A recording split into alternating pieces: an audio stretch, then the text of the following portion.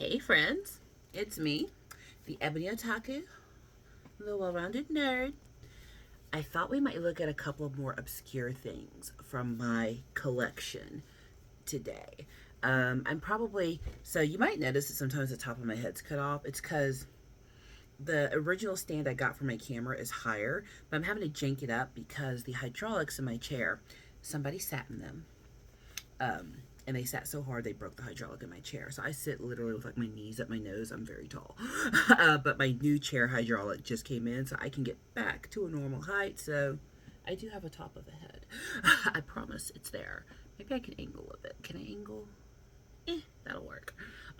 Sorry, but hopefully after today I will have that rectified. But I thought I'd do something again today, looking at weird stuff from my collection, and then just talking about the property that it goes with. I don't often do this, but once in a while there's subject matter that you just gotta warn people about. Trigger warning, content warning. We're gonna talk about Berserk. This is an old figure. Haha, got him at Tower Records. Look at that price tag. $5.99. When did he come out? Okay, if I got this at Tower, that dates it right there. Like I said in previous videos, when it comes to collecting, kind of like buying a house, sometimes it was just luck of when you were on the planet, and these were definitely luck of when I was on the planet. Berserk was really popular when in my late teens, early 20s, and I know it's been remade. There have been mixed reactions to the new iterations. There was that one that was on Netflix, and there's another one on Crunchyroll. Both of them are in that like hyper stylized CGI cell shaded look. I tried watching both of them. They weren't for me. They're for someone. They're not for me. But if you don't know much about Berserk, I was looking for a date on this. It's not there. Late 90s, early aughts. There you go. If you don't know much about Berserk, it's one of them. Where you start out thinking it's one kind of story, and then you get to the end and you're like, oh, what did I just watch? Or what did I just read? Granted, the graphic novels, the manga for Berserk goes hard the whole time. So you know what you're getting into. If you had no exposure to the comics at all and you just picked up the anime, you would have had no idea what you were in for. And that's how I ended up watching it. So back in the day, story time. So back in my day, in the day of Blockbuster, like one of the easiest ways for me to watch anime was Blockbuster rentals. Typically, most families, back in the 90s, 80s, they would rent a movie on Friday. Everybody got to pick a movie. When I got older, and I had, don't laugh at me, a VCR in my room and then later a DVD player. I know. Technology changes. But when I finally got one in my room, we did that. I could just watch stuff I wanted. And a lot of anime I started picking up. Now, I don't know how strictly they screened some of these titles and the sections they put them in, because there is this concept of animation in different countries and what it's for. And I can tell you period point blank that when I was a kid, they thought that anything that was a cartoon was for children. And I picked up some titles just based on the cover, not knowing anything about them. And when I got them home and popped them in my VCR, I went, and then they promptly had to go back to the store because it didn't know what it was. Berserk is not... It is violent adult content. It's that. And it is that kind of stuff that really makes you question your existence. You will have an existential crisis with Berserk. And on one of those weekends that we were renting movies, I rented Berserk. And it was one of those long play tapes, didn't even realize it. The entire series somehow, like the initial run, the original, all of it was on one tape. Yeah, I know, right? Because there were different formats of tapes back then. Some of them you could only do like a couple of hours of recording, and then some, because I don't understand the technology of VCRs anymore. I used to, I don't get it anymore. But some of them you could do like an extended thing and get like 8 hours of content on there. It was one of those tapes. So the entire initial run of Berserk was on one tape. And I sat there and watched that whole thing. The way it opens up is pretty rough, but it's not like so rough that you don't think you can't make it through. And then you get to that last episode, and it's like, oh, oh, oh. So, I don't know which is more, I don't know, visually upsetting, the newer versions or the olders. It it's honestly a testament to an artist that through drawings they can create things that make you go, that's an artist. I do like the Berserk story. It's very much everything doesn't work out. You know, a lot of times we want stories where everything works out. There's a happy ending, the prince and princess ride off into the sunset. It's great. That's not always what happens. Sometimes you have the best of intentions and terrible things happen. And even to people who had the best intentions and did everything right, Casca, the worst things happen. And even though somebody might have your best interest in mind, they still might fail you. And there are things beyond our control. I think that's the biggest message in Berserk is that everything's not within your control. And the more you try to control it, the more those things outside of you seem to get control. But let's talk a little bit deeper about it as we go through the characters. So I managed to snag 4 figures at the same time. I had $20, and all four were, well, they were $5.99 a piece. Yeah, so it was like $25 for all of them. Not bad, not bad for a little bit. The Rurouni Kenshin's I got that are this size are were also. I gotta go through the Rurouni Kenshin figures. They are so cool. I love the motion capture. I opened all of those and set them up because they were just too cool to leave in the box. But this is our main character. This is Guts or Gats, depending on if you are in original language or English translation. Don't know what he's called in other countries, but we're gonna go with Guts. Actually, I like Gats better. It sounds less icky. But he is our titular character. He is our protagonist. This is the point of view we're following. And I'm only talking about the anime here. I've not read the manga. It's not for me. I've seen that show. I know I can't handle the manga. Kind of like Dorohedoro. I did a review of Dorohedoro when I was trying to do anime reviews a long time ago, which I might bring this back.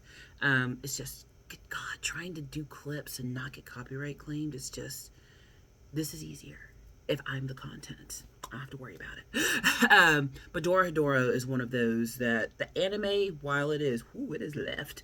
I'm pretty sure the manga, if I was to read it, I would keep me up at night.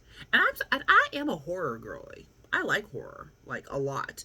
Like while I'm painting Warhammer and stuff, I usually have my phone or my tablet set up watching some found footage movie. I love a zombie movie, like I'm real into it. But when they get into like the psychological stuff, the religious stuff, and you're just like, that's when it's. Anyway, I digress. Back to this guy. So this is our main character. Now this is a good little figure. I don't know why I never opened these. Honestly, I don't. But it's okay because they hang on the wall real nice. So they have a home. But Guts, we meet him in the middle of a journey when the anime starts. The original. I'm not talking about the current one. I forget how that one even goes. It got too much for me, and I had to quit halfway through. Couldn't do it. What they did to Casca, I can't. I just, yeah, I can't. But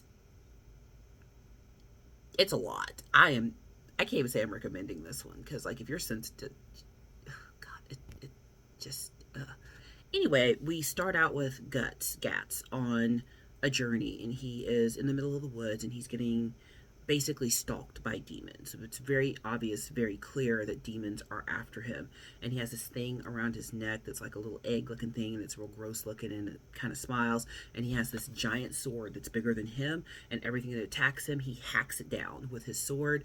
And as he's trying to like find a place to be peaceful at night and rest, all these demons around him are just constantly picking at him and reminding him that we don't know why yet, but that they're coming for him and that they're going to get their pound of flesh out of him, which basically means his life. And then it jumps back into his childhood where we see that Gats was not a well-treated child. There's a way to say that. He was in a life of servitude and slavery. He was horribly harmed as a child, but eventually he breaks free of that and joins in he gets stronger. He becomes an incredible fighter, incredibly strong, which is why he's able to wield this crazy sword that he can swing with one hand. And like everyone who sees his sword when he's coming, they're like, "Is that a sword or a tree?" But he manages to join the band of the Hawk as a mercenary when he, I think, is an older teen, and it is run by this POS. Meet Griffith, the worst person to have ever existed in all of anime and manga. I will die on that hill. Was also $5.99.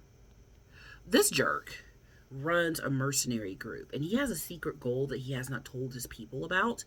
But when he meets Guts and sees him fight for the first time, he's like, I got to have him. He the best. His whole life, so I'm going to put him down because my arm's getting tired, but just look at him. He's all dressed in black and hawk. This is his demon form.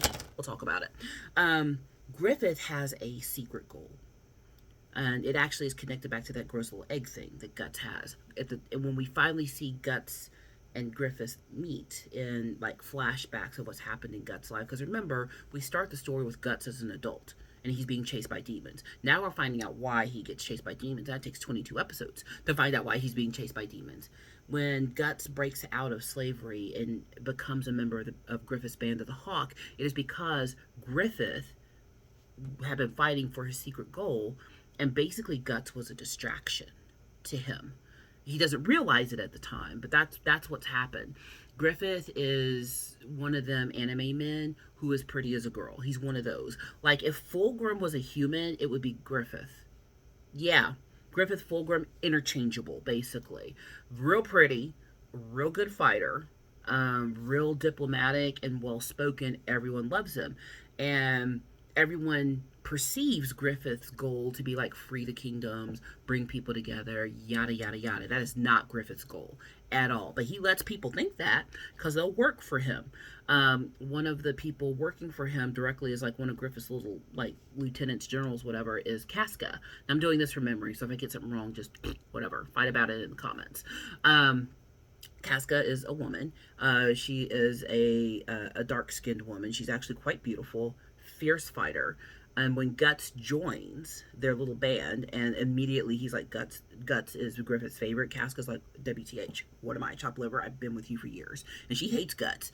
Eventually they end up, kind of falling in love, but in the beginning, fireworks.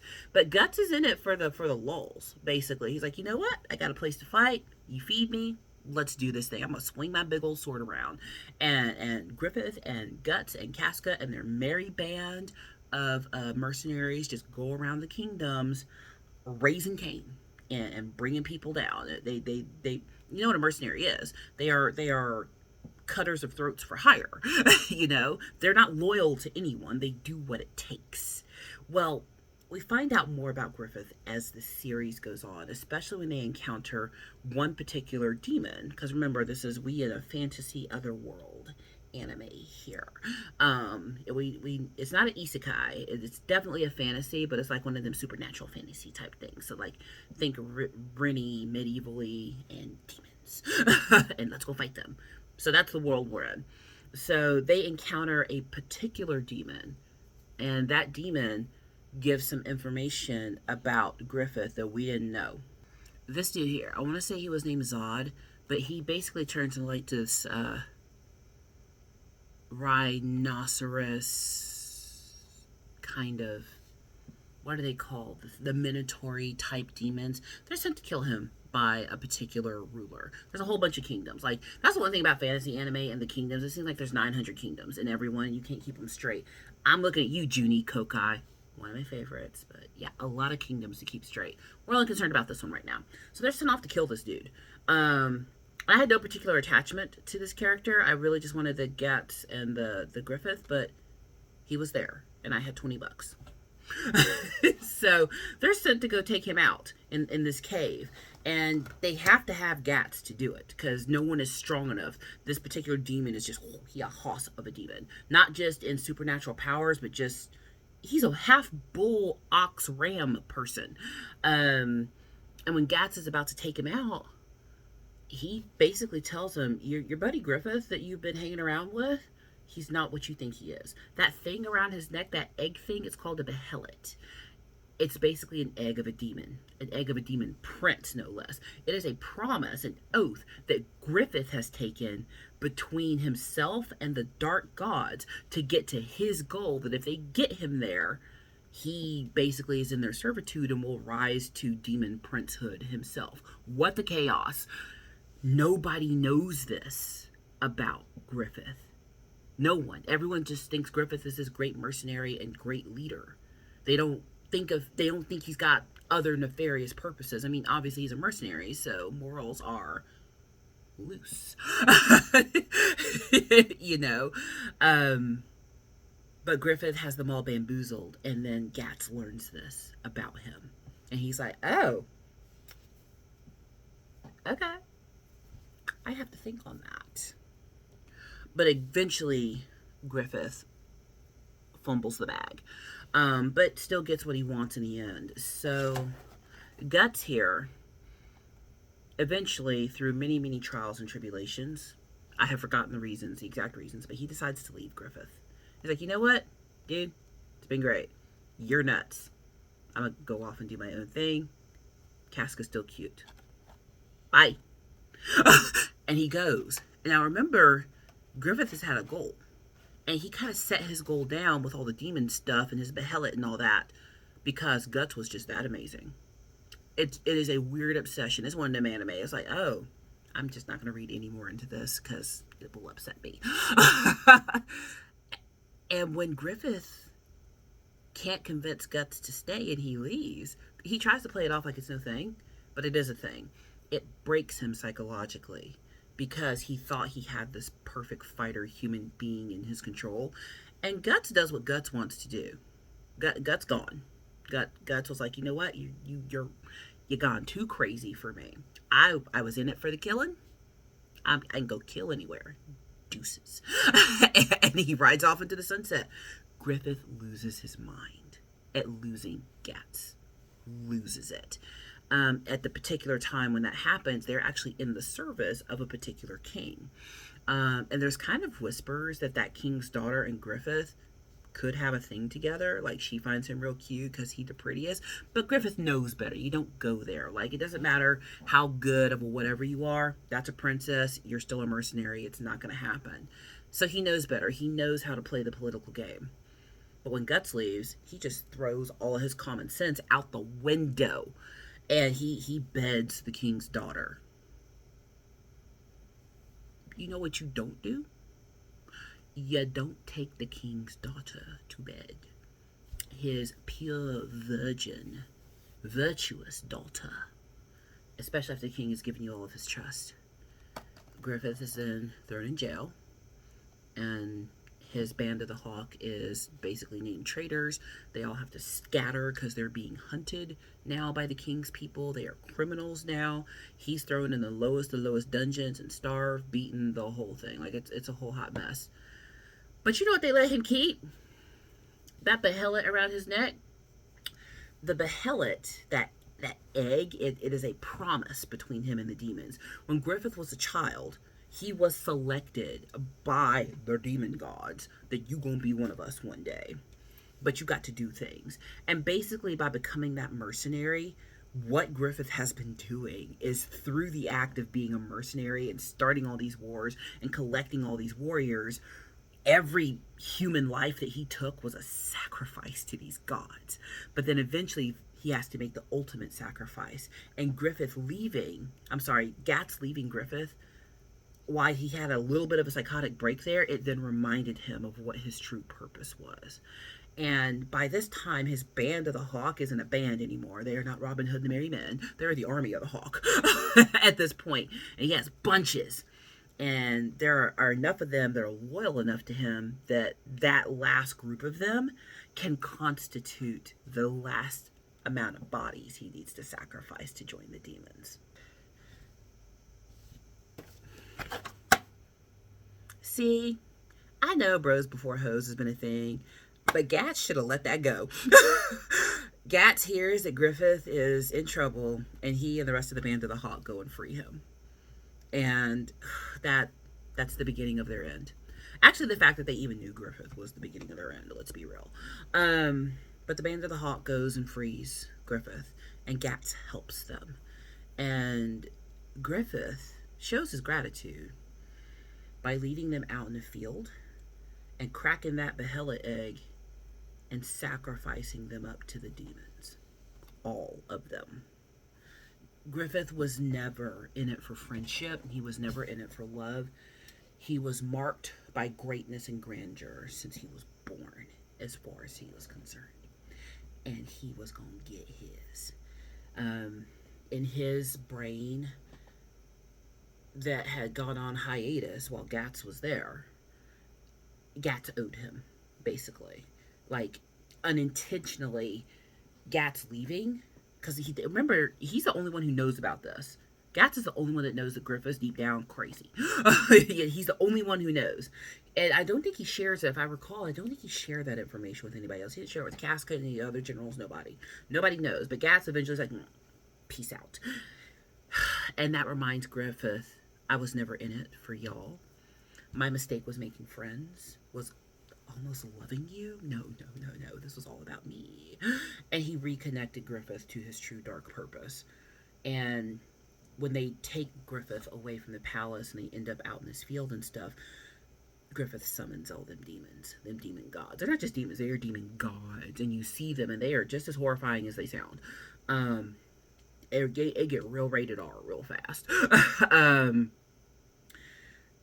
Minion demons are unleashed on Griffith's army, who just rescued him. By the way, they just saved him to devour them as a sacrifice for Griffith to rise to demonhood.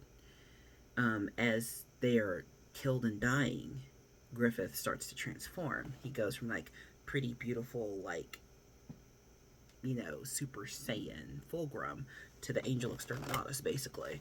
And he turns into this. This is Griffith in his demon form. I don't have any of the earlier figures. They did exist. I think you could have gotten them, but these were just the ones that were available. I got on the train late. Again, found this at Blockbuster in like the anime section, not behind a wall, just was out there. All of those of his soldiers who were there were given a mark on them, which told the demons that they were part of the sacrifice. And Guts receives that mark as well. I know I flip-flop between Guts and Gats. Yeah, it's a thing. He gets the mark as well, but Guts don't die. Guts and his big sword don't die. Guts fights his way out of there. He don't die. But as he's leaving, as he's trying to fight and save his brethren, and especially Casca, because, Casca and Guts, over time, they end up loving each other. She was real tore up when he left, but she's more loyal to Griffith than Guts, so she should have gone with him. He might not have gone back if Casca had gone with him when he chose to leave. Sometimes you need to follow the man. That was a moment. Her and Guts should have just rode off into the sunset and left Griffith and his craziness behind. They didn't. Choices. That's why you gotta be careful about who your friends are. Because nobody was in it for bad except Griffith. Everybody trusted the wrong person. Because he were pretty. He was well spoken. He was a good fighter. He must be good. Y'all, art teaches us so much. You cannot just assume. Sometimes you can't judge a book by its cover. This is my cover. It's accurate. All right? But a lot of times you can't. People hide things. And Griffith, you gotta be suspicious of people who are that well-spoken and that good sometimes. Like, why are you this good? It's because he had demon power supporting him. He was literally, like, so good because he was engineered by dark forces to be that good so that he could get his sacrifice. And as Griffith is transformed into this demon prince, he does a thing. I'm not even sure I can describe it, but Casca been real loyal to him. And he knows that Griffith and Casca are in love. And he does something to her in front of Gats that is just repugnant. And that's the best I can say about it. And all the demons stand around going, look at our little demon prince in his vileness. Isn't he vile? It is. It's, if you don't know that's coming, it is like, what did I just watch? But they don't kill Casca. He keeps her. And Guts grips away, but he still has that demon mark on him. And for the rest of Griffith's existence, he's going to hunt down what got away from him, and that's Guts, because he's got the mark on him. So we circle back to the beginning of the story that we start with, where he is in that forest sleeping and trying to fight off all these demons. The reason they're after him is because he has that mark. They work for that little demon conglomerate. They work for Griffith. And they're going to come for Guts. But Guts is on a mission to figure out how to free Casca. And that's where our story ends. They expand on that in so the one that was in Netflix was more of the original story. The one that's in Crunchyroll, that is the beyond, what happened after that day. And rightfully so, Casca is mentally indigent because of what happened. Eventually Guts was able to find her and put her into safety, but then she gets recapped. It's a whole thing. It's so bad. But there's a lot to learn from this story. It's a hard watch. I would imagine it's a harder read. I'm never going to read it. But I think it's one of those enduring works of art where you have to step back and evaluate it. Again, we evaluate art within where it's written. So I would compare it to a real life story. An author that I've read so much of, Elie Wiesel, which I was introduced to Elie Wiesel as an author in 6th grade. I went to private school growing up, and they just thought we were ready for everything, which I appreciate because I read a lot. But I read Night by Elie Wiesel when I was, how old was I in 6th grade? I think I was 10 and 11 in 6th grade. December, maybe. They don't let kids start school that young than where I started when I was like 3. That's not a thing anymore. But I read Night by Elie Wiesel when I was like 10. And if you don't know what it is, it's about the Holocaust and his experiences and all of the things that went on in concentration camps and that type of thing and what he saw firsthand. That it's a hard read. And then I ended up reading Day by Elie Wiesel and a whole bunch of his other novels. None of them were easy reads. They were all very difficult, but they are real experiences. And what they teach us is that there are circumstances beyond our control. That everything that happens to you isn't your fault. You could have the best of intentions. Anne Frank, Elie Wiesel, Oskar Schindler, then people were just out living their lives and war hit. I mean, there are things going on today that we could talk about that I'm not gonna. But we have to remember that all big decisions going on out there have human collateral, have civilian collateral, and these are stories of people who are just out living their life, minding their business, and then all of a sudden everything's gone. Their families, their lives, their jobs, going to school. Like, it's hard to complain about going to school if a bomb's dropped on someone's school and then they don't even have the option of an education anymore. Like, it puts things in perspective. And where I love fiction is it puts it in a framework where you can digest it better, because it's hard to read The Diary of Anne Frank. It's hard to read Elie Wiesel's Night. Those are difficult books because of the subject matter. You know, even a book like Number the Stars, which was written for children, about World War II and saving a little girl and from going to a concentration camp. It's still a hard read. Where fiction comes into play is to help us understand, set apart from real people, what things mean and how we can adjust to them. When we look at the story of Gats and Griffith, Gats didn't have bad intentions. He was the victim of his own circumstances. He was a child who was treated poorly. He didn't have options. And he determined that, when he got big enough and strong enough to defend himself, nobody was going to take advantage of him ever again. Ever. You can kind of think about that in Alucard's story in Hellsing. It's like nobody gonna hurt me again. I'm gonna make sure of it. I'm gonna swing my big old sword if you come near me. And he tried to join some kind of society that would accept him. I mean, in terms of a mercenary, Gats did everything right. Casca did everything right. And the person that they trusted, Griffith, had nothing but bad intentions. When we look at countries that fall to war and stuff like that, nobody in those countries are out doing wrong things. When we look at just the civilians they're not out doing bad. They're just living their lives within the context of the society they're in.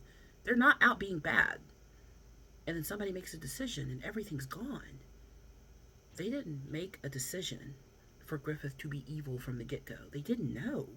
There have been so many leaders to rise up in human history, but in the beginning, nobody knew how awful they were.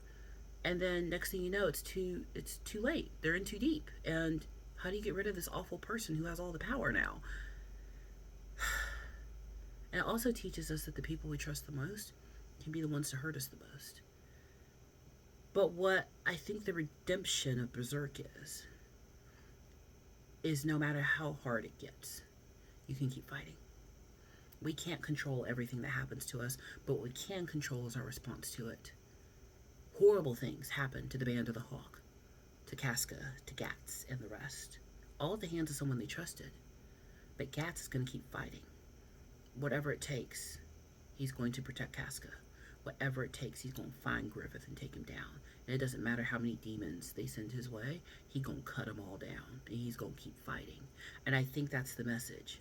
None of us have control on the outside forces. But we all have control over us.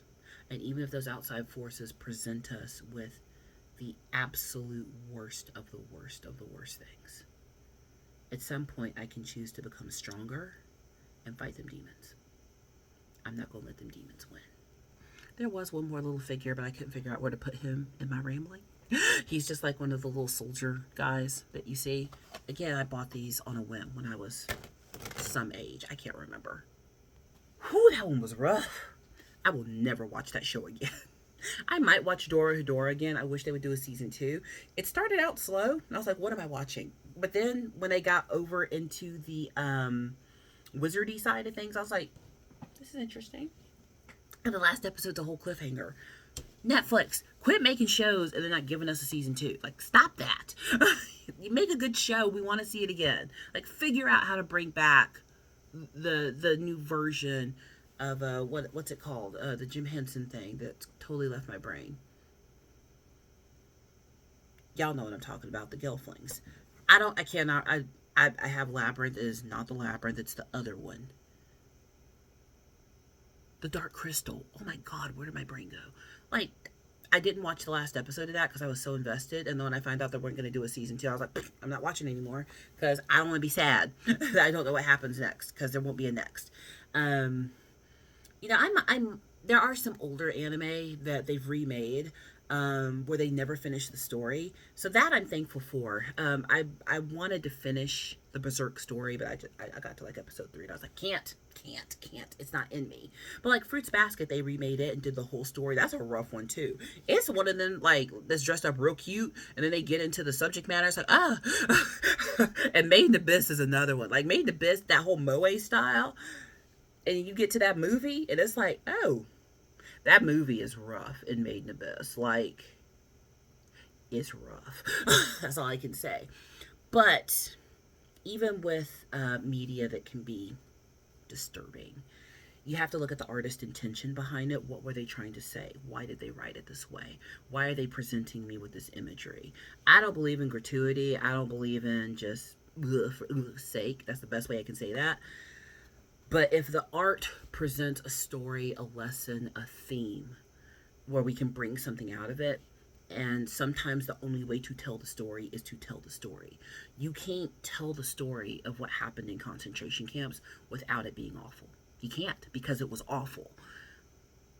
But we're thankful for fiction and fantasy where we can understand those things without having to examine actual humans, because not everybody can handle that kind of study and learning. This was a deep one, y'all. This was a deep one. I don't always get this deep, but this was just one of those days. I hope you are still going to be with me in my next video. So, please, as always, like, comment, and subscribe, and I'll see you in the next one.